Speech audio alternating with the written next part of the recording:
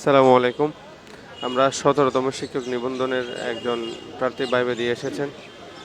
একটু আমাদেরকে প্রশ্নগুলো শেয়ার করবেন। ধন্যবাদ। আজ ৬ ডিসেম্বর অনুষ্ঠিত হলো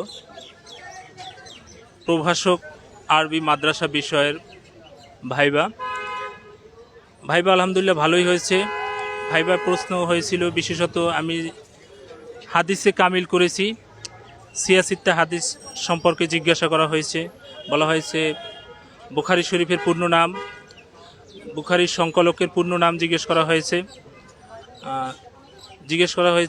যে বুখারী কি জামে না সুনান, জামে কিতাব কোনগুলো, সুনান কিতাব কোনগুলো, এগুলো জিজ্ঞেস করা হয়েছে। পাশাপাশি আমাকে ফিকা থেকে বেশ কিছু প্রশ্ন করা হয়েছে, এরকম ইমাম আবু হানিফা সম্পর্কে, আবু হানিফা কেন হলো, আবু হানিফার পূর্ণ নাম কি।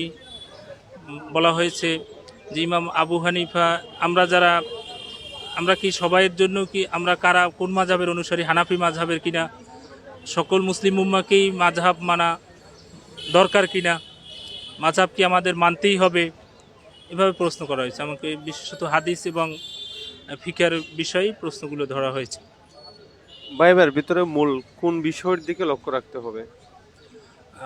বিষয় বলতে যিনি যেই সাবজেক্টে পড়েছেন, যেহেতু আমি হাদিস বিভাগে কামিল করেছি, এবং কোন প্রতিষ্ঠান সম্পর্কে জিজ্ঞেস করা হয়, আর তিনি কোন বিষয়ে পড়ালেখা করেছেন তাকে ওই বিষয়ে বিশদভাবে ধারণা থাকতে হয়। অসংখ্য ধন্যবাদ আপনাকে। আসসালামু আলাইকুম। ধন্যবাদ ডিয়ার পাবলিকেশনস।